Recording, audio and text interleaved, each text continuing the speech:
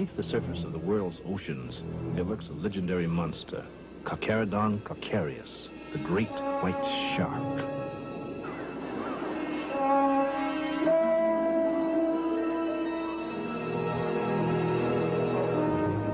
He is also called White Death, Man-Eater, and Death Shark.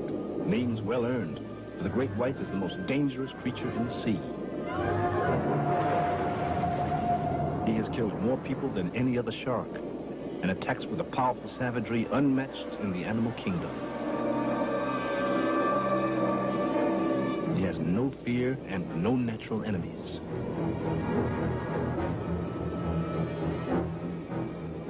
The most terrifying beast of the oceans has been celebrated in 2 films, Jaws 1 and 2.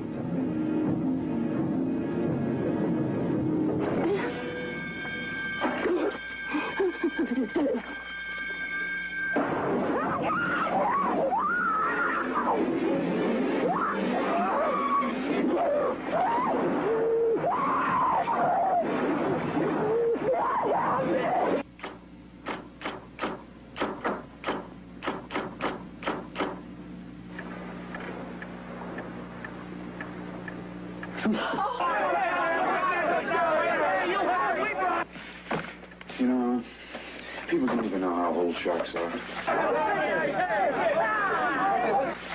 I mean, if they live 2,000 to 3,000 years.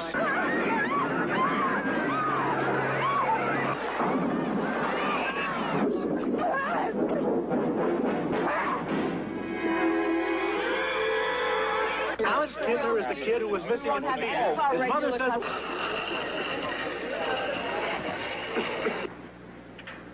$10,000 for me by myself. For that you get the head, the tail, the whole damn thing.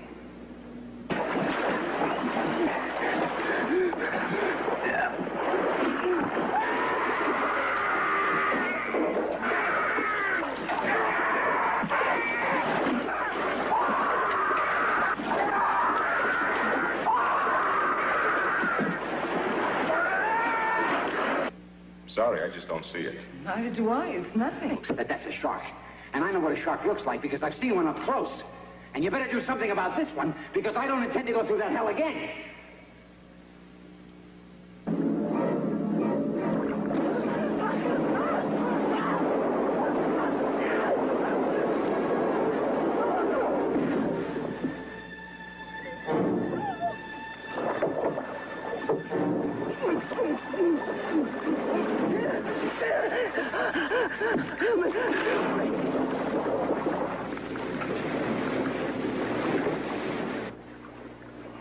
Go away.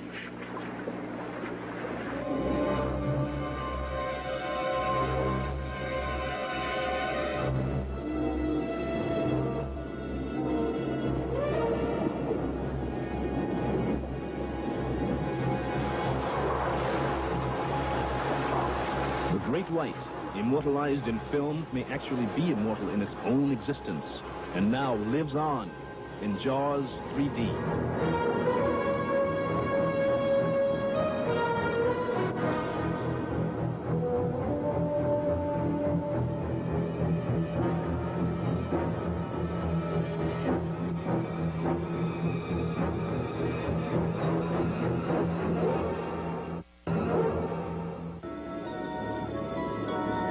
Sharks evolved at least 300 million years ago. While most other creatures changed and developed to higher forms, they have remained the same, nature's perfect predator.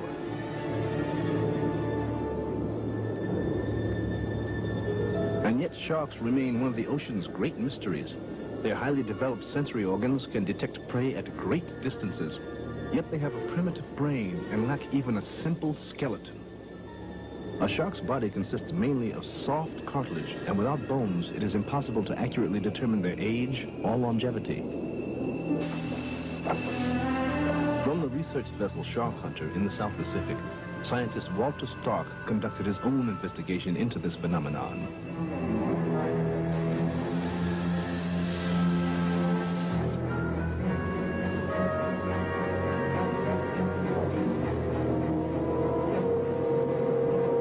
For 6 months, he lived among the sharks in a one-man submarine, observing their behavior, their physiology, and the way in which they hunt.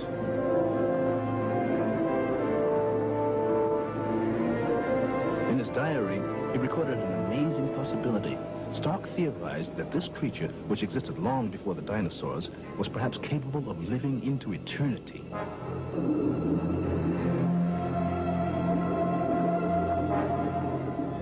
If sharks do indeed have a different biological life clock, the evidence may lie in their feeding pattern.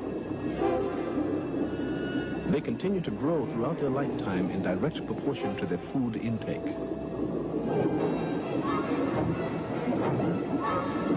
The sight and smell of food drives a shark into a frightening frenzy.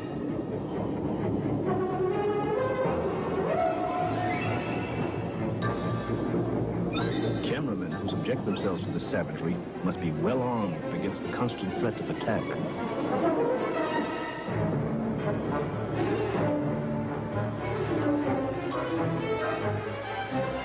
But it is the great white that is the ultimate predator. Described as the perfect prehistoric eating machine, they may be the oldest and most immortal of all. Since the release of Jaws 1 in 1975, the great white shark population around the world has increased in alarming proportions, and so has the number of its victims. In California, there is an area between Nuevo Island and Tamales Point, which is just north and south of San Francisco, those two areas, where we have 10 times as more attacks per linear mile in there than anywhere else. And that area has been classified, shall we say, as the shark attack capital of the world. Captain Mike McHenry regularly fishes this area known as the California Triangle. Well, one thing I've noticed is that there are a lot more sea lions. And I assume that they feed on sea lion. You know, they're not designed just to eat lollipops. So I would imagine they would eat sea lions. And there's more of them around nowadays. You know, they've got real extensive protection now out, which is fine. But it's Mother Nature's way of thinning out the overpopulated seals. In the fall of 1982, Captain McHenry returned to port with an incredible catch. 4 great whites he had caught in a single day. Big chunks of meat she had in her night. We don't know what it was, but it appeared to be warm-blooded animal. Hopefully not human. This one over here, which was the first one that came up, I was pretty nervous, and I shot it, and it hit it back here, and it didn't kill it. And the thing just went crazy. When, you know, the waves were washing against the boat, and the hook was nearly straightened out. So almost lost him. We finally got a rope around him and got the hoist going, and we got him. It took about a half an hour. We finally got him in the boat. And then this one here, we caught the 3 before dark, and this one did about 11 o'clock at night. Within 1 month at nearby Bear Harbor, Michael Herder, a marine biologist, was attacked by a great white. When the shark had a hold of me, it left me with several puncture wounds on the top and bottom of the thigh, 4 inches by 2.5 inches deep. The lower jaw was, of course, underneath me, and so I saw the top half of the animal, the upper jaw and the eyes, and got a fairly good look at it, and at that time I realized it was a white shark. There seems to have been a rise in the numbers of shark attacks that have occurred off our west coast and also even down in our Florida region here. Just the sheer numbers of sharks are greater at this time than perhaps in the recent past. In January 1983, a large school of black-tipped sharks infested the waters of Hollywood Beach, Florida.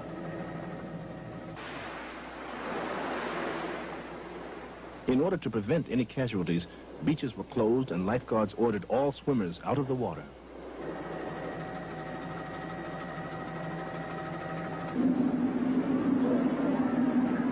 "175 miles north in Orlando is the Shark Encounter exhibit at SeaWorld.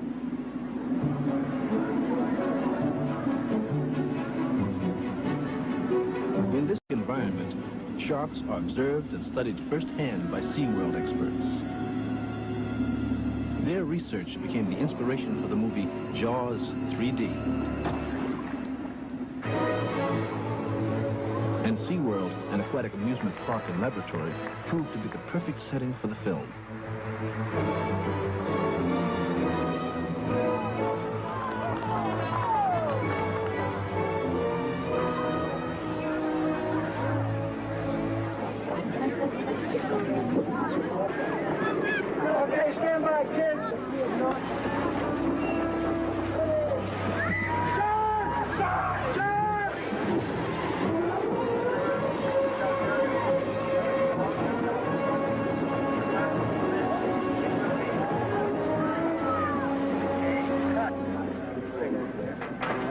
The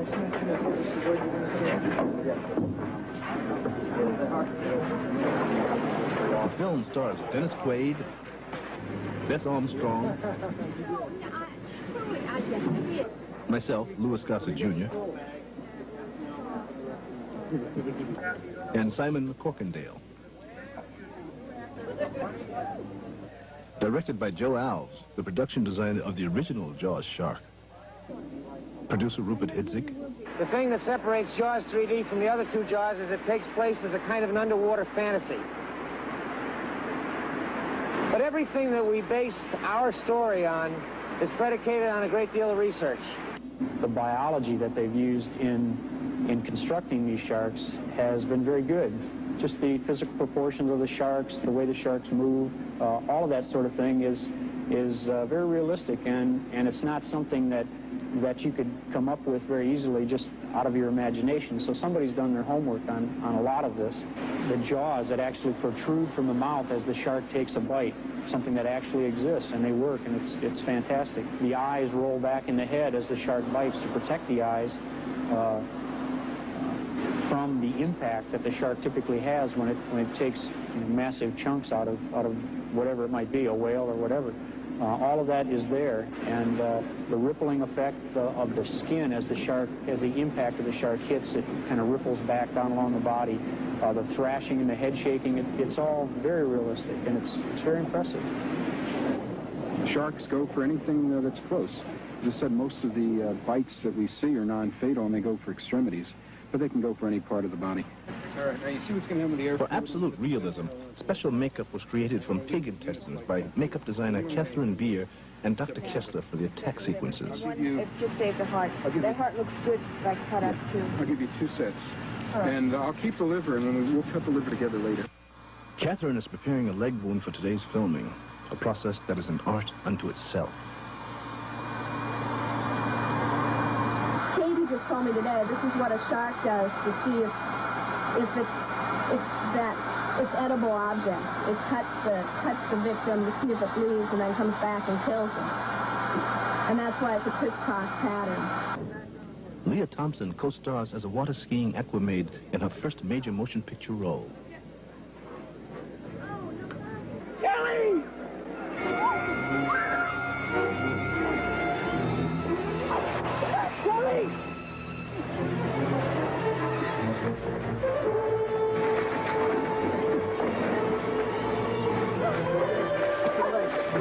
Swim!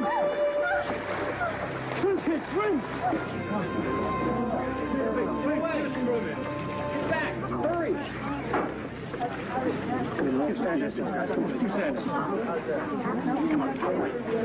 Someone got a towel? Kelly, did you call an ambulance? Yeah, paramedic. You all right? Yeah. The shape of the shark's mouth is a semicircle, and it's a semicircle above and one below. And it has rows of little teeth that are about a ½ inch that go all the way around, and the razor sharp. Not only do they go all the way around, but the replacement teeth beyond it. So you have a row of very sharp serrated teeth below, sharp serrated teeth above, and when they come together, they form a very good surgical knife, literally cutting everything off above and below it.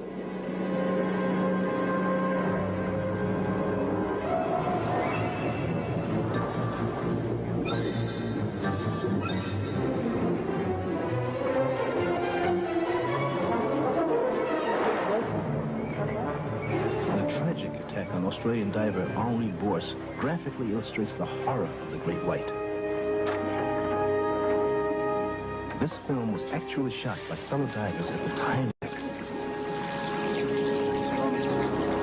Only a modern miracle saved his life. Shark attacks in the movie begin with the storyboard of the director's visual concept. All right, now, let me explain what happens. The shark could go to the straight POV of the shark. And it crashes right through.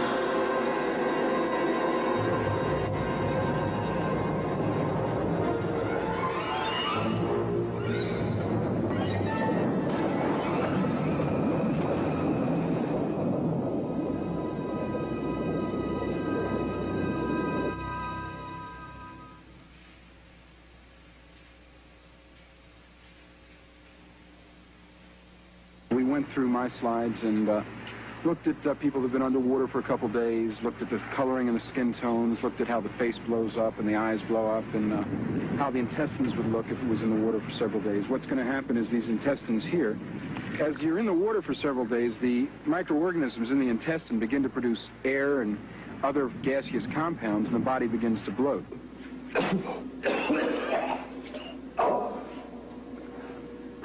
Seeing how a body looks that's been in water decomposing is not particularly anything new to me. Okay, I told you. Ray, if this was a shark attack, I've seen it before. Okay?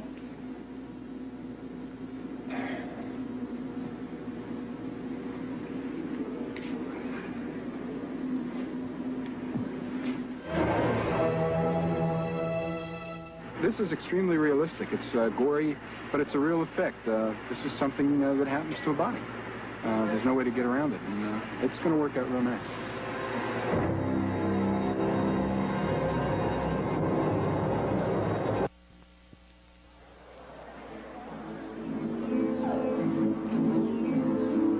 SeaWorld is famous for the performing mammals like Shem, the killer whale.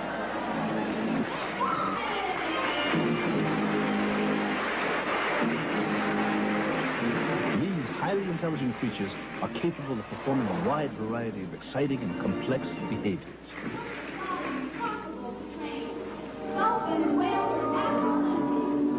But their great challenge was yet to come as co-stars in Jaws 3D after months of special training.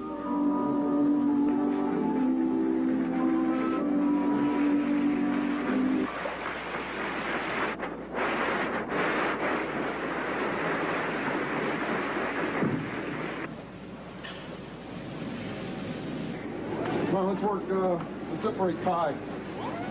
There is a special relationship between dolphins and their trainers, a bond of mutual trust and respect and friendship. Hi, Copper. You go back to target. That's a good boy. That's a good boy. Yes. You're a good boy? Yes, you are. You're a good boy. SeaWorld trainers Dan Blasco and Thad Lasenak were given the task of training the dolphins Capricorn and Kai for the film. When we were first approached by the producers of Jaws to do the filming and to actually train the animals to do some of the bits in the show, we were not only challenged, we thought it would be a lot of fun, too. For simple behaviors such as nodding and talking, the dolphins are cued by hand signals.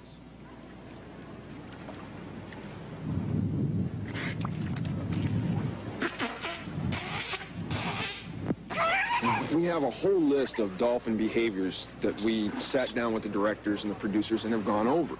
That list of behaviors was slightly changed according to what we thought our dolphins could do and what we didn't think they could do. Where we were going to do them was very important. Boy, Kai. Here. Here. One up. Good boy. Very good. Do we want him to come up to our hands, or are we going to do a hug, actual hug? Well, we're not going to do an actual hug, because we don't know for sure where they're going to want to film it. If they do it in this pool or that pool or wherever. So really, all I want is a rostrum hug. So they just come up and kind of hug on your hands, cupped. It's kind of like... That's the one you got to work on, a Capricorn. You don't want to, let's stay low. Let's do it again, guys. Come here, Cap. Come here, Cap. Come here, Cap. That's a boy. Now you're doing good. Come here, Cap. Good boy, Kai. Only successful behaviors are rewarded. Together.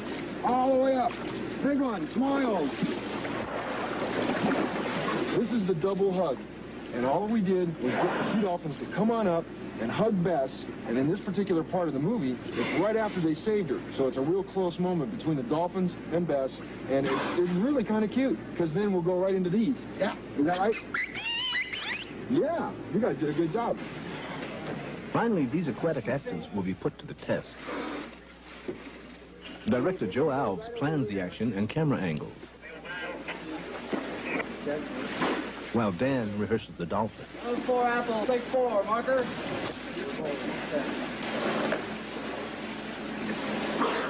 Thanks, guys. You did great. I owe you one.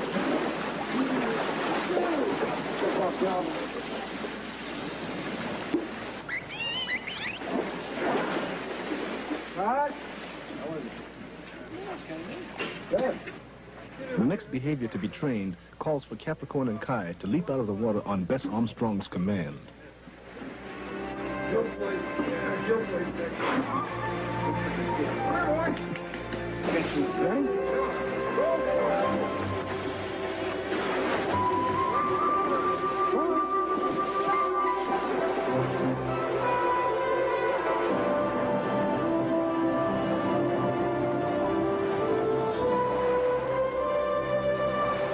Some of the things were kind of far-fetched. When we looked at that, we said, well, hey, you know, I understand where you're coming from. Why don't we change slightly? Why don't we do this? Because this isn't far-fetched. This is neat. And I think the animals will relate to it better. I think it'll come across better on film. And a lot of times the producers looked at it and said, yeah, you're right.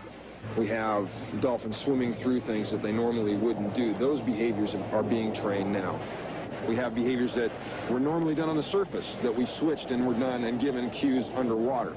Like head shakes, yes, and no's, and squawks, and things like that will all be done underwater. We have dolphins protecting the actress. Those things are being trained now and will be ready for the film. Right now, what we're doing is we're working a brand new behavior that the dolphins have never learned before. It's a behavior that they will never, probably ever have to do in the wild, and they've never had to do for SeaWorld. It's actually protecting people and punching a shark. This shark is going to be massive compared to anything they've ever seen, killer whale, anything.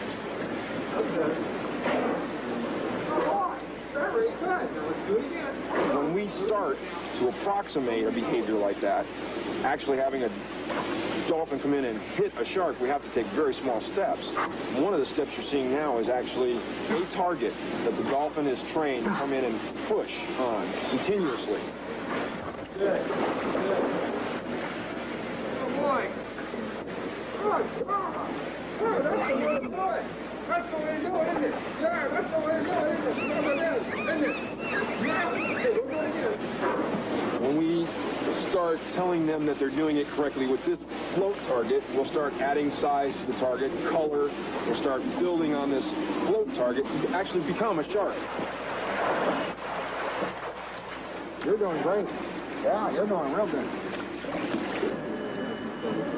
For the shark sequence, the dolphins must first be transferred from their home into the studio tank.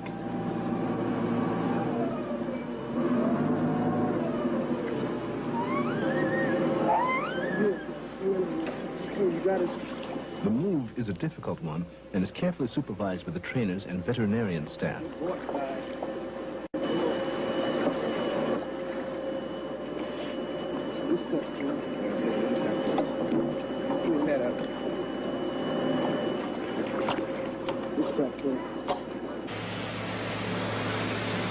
This is the tank built for JAWS 3D. It is 26 feet high, made of steel. It's built to stand for a long, long time. It'll hold 1,600,000 gallons of water, which is 16 times the size of an Olympic pool.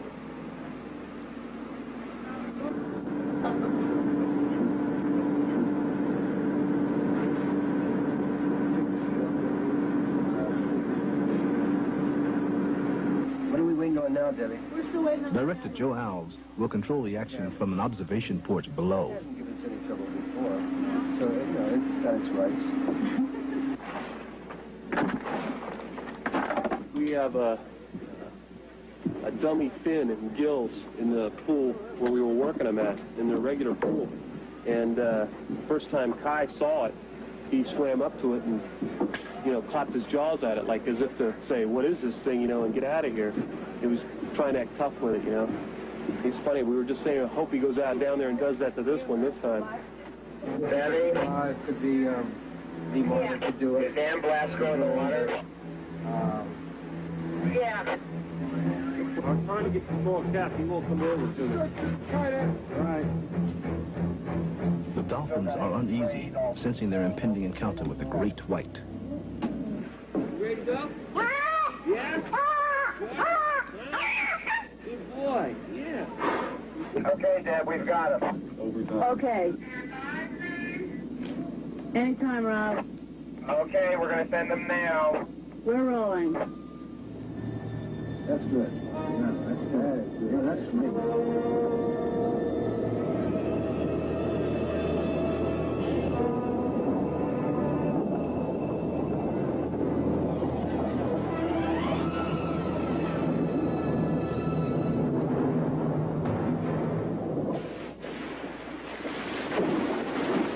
Armstrong will make a grand entrance in the film, riding Shamu, the killer whale. The first time a civilian has attempted this. When I first got here, people who didn't know any better filled me with a lot of fears about the danger of these killer whales. So one of the first things I did was go out to dinner with the whale trainers, and I began to hear the stories. And once I knew the reality of that the whales could kill a human being in a split second, but have never even seriously hurt a trainer. They know how delicate human beings are. Once I knew that, I stopped having nightmares. The excitement, really, about that day for me was the fact that Shamu did not accept me at once. And if the animal had decided that he didn't like me, it would have been trouble.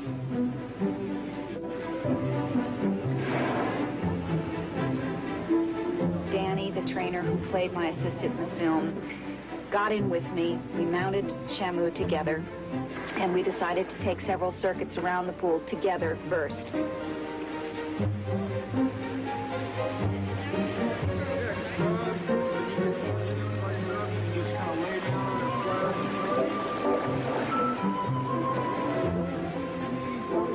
And of course, what happened was we got halfway around the pool on Shamu's back, and Shamu went, "Who's this?" and ditched me.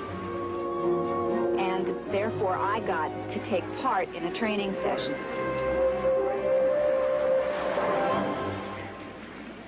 Danny and I went around many times where Shamu would pick us up from underneath halfway around the pool, and we would then ride, and before he could ditch us, we would ditch off of him. And we did that for about 20 minutes, just keeping it going, and finally one time when we were halfway around the pool together, Danny said, "You're on your own, kid," and dove off, and there I was, riding the Shamu. I thought, God saved me from a real job. You know, it was just wonderful.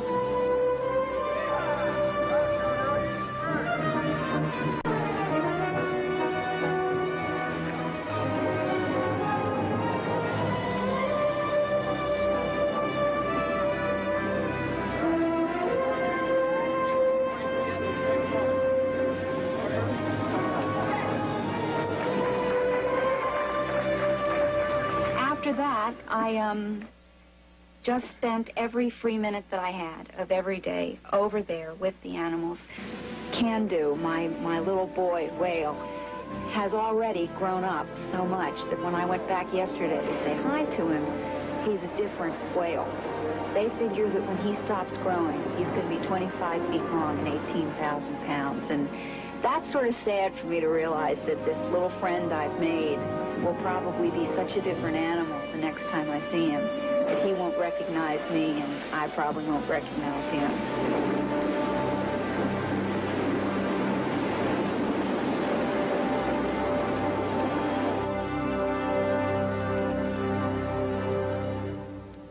Australian shark expert Valerie Taylor has tested the only form of protection against shark attack. Yeah, that's what their teeth do when they get on it. That's the noise you hear. And you really think it's getting into you because of that terrible noise, but it doesn't. The suit is made of chainmail steel and will prevent the shark's teeth from penetrating her skin. Valerie knows there's only one way to test the suit. She must drive these blue sharks into a frenzy.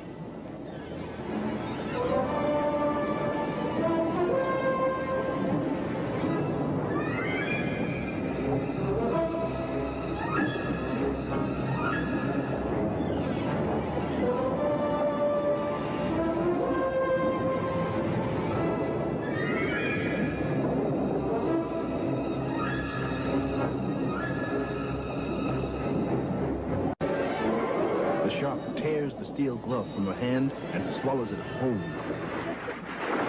I don't know how bad it is. He got the glove off somehow. He just ripped it off. And this naked hand was in his mouth. So I put that hand in so that he couldn't punch down on it. I did it just like that, but you can see why he got the thumb. It was sticking up. Now, Tony, do you think the suit's going to protect you? Are you kidding? Well, it won't cut through, but it will yield to pressure. So she might just get a little squeeze.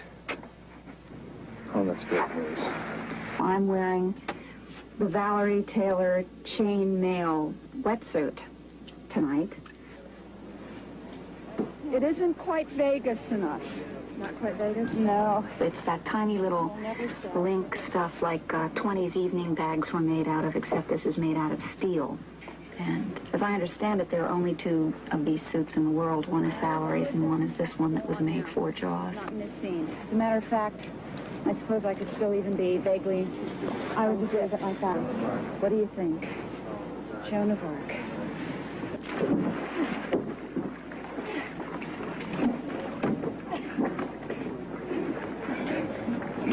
You know how to scare the hell out of me. Make sure he's wet, okay? Keep him wet. Let's get him in the tank. Hey, is the film all right? TV picture's very cloudy.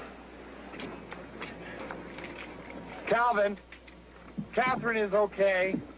Philip is okay. Jack is fine. Dan and Liz are fine, and I'm okay, too. But is the film all right? Absolutely first rate, Cal. I think you'll be very happy. Well, then, congratulations on a fine job, people. Gee, is everyone okay? Did look pretty dangerous down there. The character Calvin Bouchard that I play, we've added a thing to it. Unlike Officer and the Gentleman, it was a part. You know, I could have played it any kind of way. But this time I decided to specifically make him a black man from New Orleans. His name is Calvin Bouchard. So it was a chance to use some of the harmony grits in my voice, if you want to call it that. He had a nice flair and style. His background is he's a former athlete, and he retired after that and became a businessman. How we doing, Len? I just got today's first printouts. Today our advance sales are 3 times ahead of any of our other parks. But not unexpected, Lennon. Where's Great White right now? And he's quite entrepreneurish, very gaudy kind of show businessy kind of man. And he's created this nice park. All of his money, his entire life is tied up in this park. Now look, I run the park, I sell the tickets, and I make the decisions. Move the fish. I'll be able to stand in line and see it before 3. It's just beautiful. He's a very meticulous dresser. So, and it's a 3-day story. By the time the shark comes in and becomes a crack in his veneer, he doesn't have any sleep for the entire 3 days. By the time the 3rd day happens and the shark is crashing in things and killing people, he's a shell. I mean, you can see his entire future, his entire fortune going down in Jaws. How long can they last? I don't know. 6, maybe 8 hours.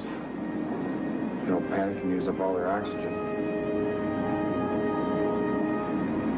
I better go to work.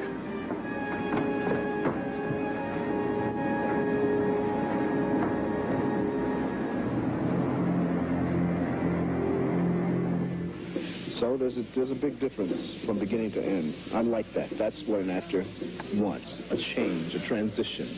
You can go from point 1 to point 2 in a film. It's not one-dimensional, if you want to call it that. There's a full character there.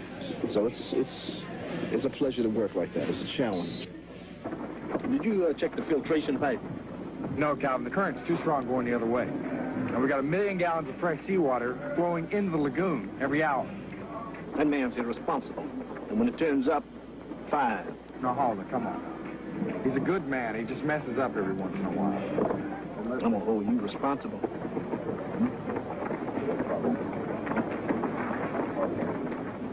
I play Mike Brody, chief engineer at SeaWorld. And my character's been sent in here to SeaWorld to a construction company to build new exhibits at the park. And I've been here for the last 2 years. My job is just winding up until Jaws gets into the sea park. Before complicating my job even further. Hey, Mike. Yeah. This is our last cut. I think our tunnel patch is ready to go. Good. Rig the winch on that work boat out there, will you? You got it. I read a lot of books about engineering since I'm playing an engineer in construction engineering. I read a lot about sharks. I observed sharks.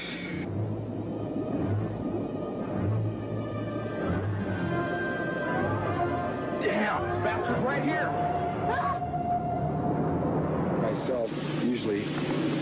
some moment in my own life when I was extremely frightened, and that'll bring it to mind for me.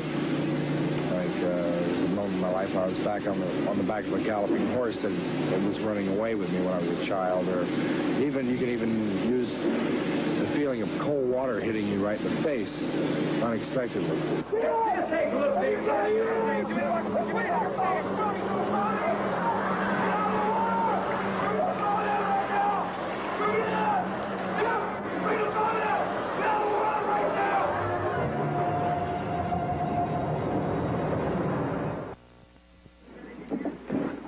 Are we going in with bottles on and then just losing them on the bottom and putting on the EDC bottles when we get down there?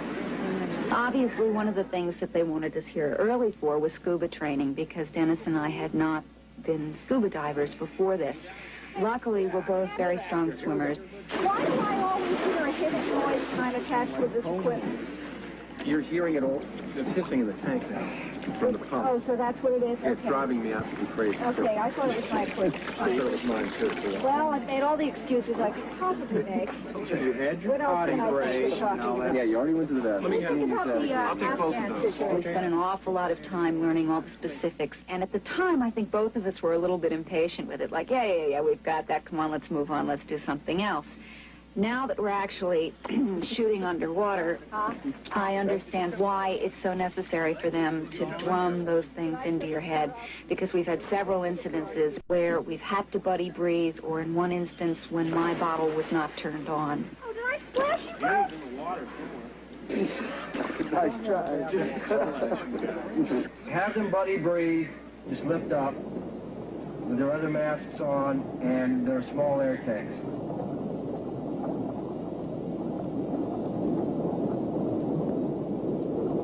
I like Philip. And in a way, you, as an actor, you can't dislike the character that you're playing, otherwise you really get yourself into an awful trouble, I think. Ladies and gentlemen, here he is now, Mr. Philip Fitzroy, ladies and gentlemen. Philip Fitzroy.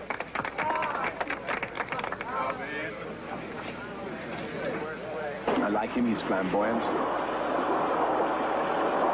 I've often tried to sit down and actually work out whether he has a modern-day equivalent. I mean, obviously, Jacques Cousteau is one that springs to mind, a much younger version thereof, but he's a bit more of an adventurer, a bit less of a scientist than that. He is an adrenaline freak. It's a bright lad. Yes, Jack and I are going to lure him back into the pipe, close the gates, and then dispose of him at our leisure. Meanwhile, you can weld your tunnel patch, and then Calvin can evacuate the civilians. What if she doesn't want to go back in? Oh, I think we can pretty much guarantee that she'll want to go back in, don't you, Jack? Sure. Well, just how are you going to guarantee that? Live bait. Obviously, for him, it's just a game, particularly the first shark. I mean, it's, well, you know, what's that? It's just a little shark. Let's go out and play with it.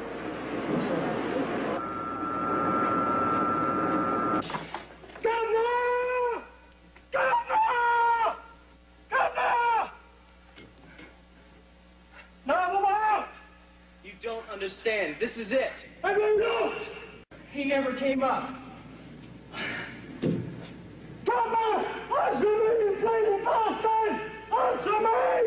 A veteran of British theatre and films, P.H. Moriarty plays Jack Tate, Philip's trusted aide. Jack Tate is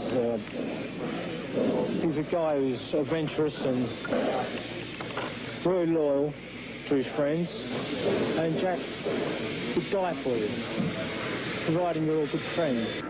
I feel better if you did just the one thing. What's the matter? You got any cold feet? There's certain things that are the same. I can pull out my own personal life, things about Jack Tate. There's a scene in the film with one of the skiers. And have you seen the skiers in this film? Well, they must have been beautiful mothers, you know? And their grandmothers must have been lovely.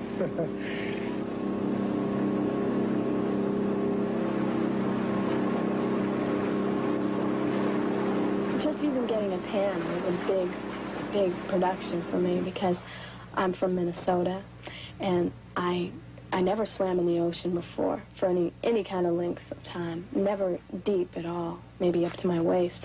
And all of a sudden I was skiing out in the ocean.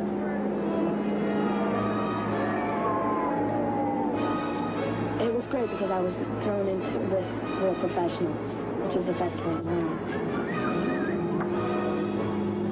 And it was real exciting. But I had to look at it that way or else I would be terrified.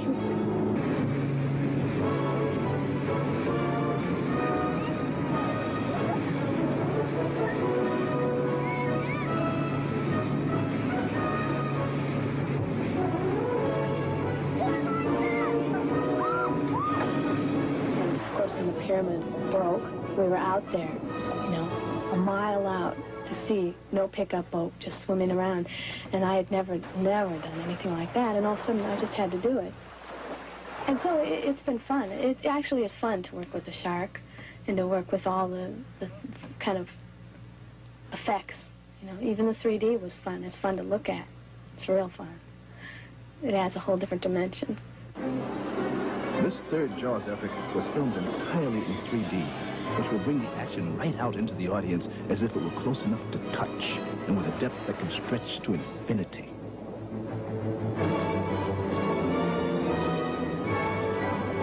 Jaws 3D is an underwater adventure story set in the SeaWorld Lagoon.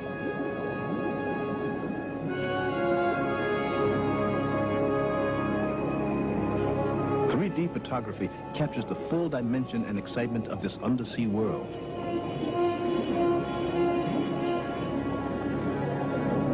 We feel this is a breakthrough film in 3D, certainly state-of-the-art. We've never seen pictures that look as well, and we know that the projection and the glasses are all going to make it very, very exciting filmic experience. In this tunnel of fun scene, a moray eel pops out of its cave. Every shot must be carefully planned to create the best effect. Oh yeah, this is really coming out at you. The secret of 3D begins with the camera, which has two lenses, 2.5 inches apart exactly, like our own eyes. We need more? The film records these images on top of each other, and with special 3D glasses, they magically become a three-dimensional picture. The result is a sense of realism never before seen in movies.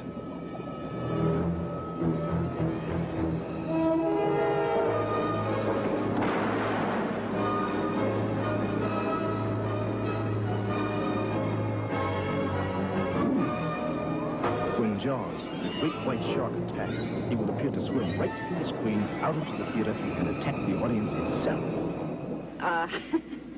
Well, me personally, Beth, I'm terrified of sharks. So that made the scenes where we're actually being attacked by the shark real easy to play. It was just terror. As a matter of fact, the shark we were using, which is not a real shark, scared me so much I didn't really want to be around it because it was so real.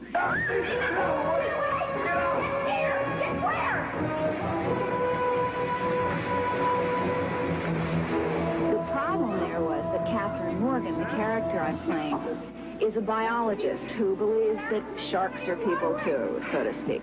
No food, no medication. The only live one in captivity, guys. Let's keep him that way. Huh? Don't do anything that's going to traumatize him.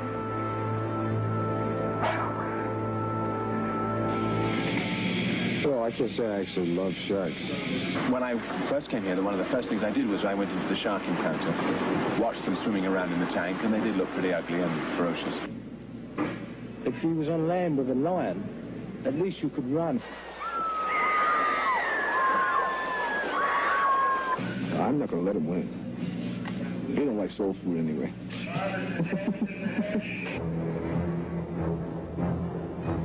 Once again, the awesome and terrifying great white has been captured on film in Jaws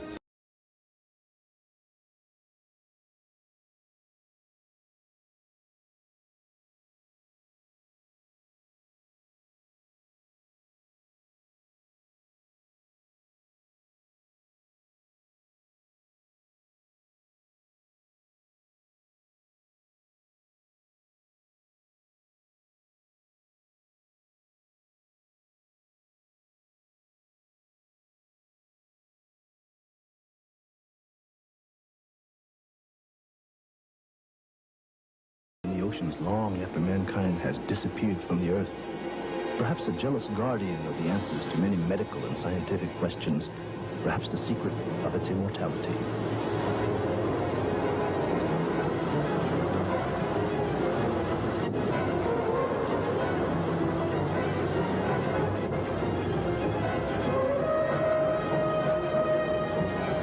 Until such time as we can unravel these mysteries, the great white will continue to roam freely in search of its prey.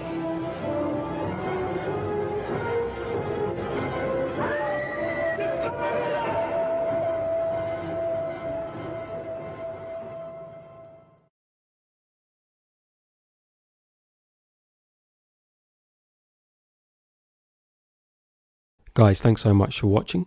If you enjoyed the video, please be sure to subscribe to our YouTube channel where you can learn about Jaws, sharks, movie making and everything in between. Also be sure to follow us on Facebook, Twitter, TikTok and Instagram, and be sure to check out our website, thedailyjaws.com. Until next time, we drink to your legs. Farewell and adieu.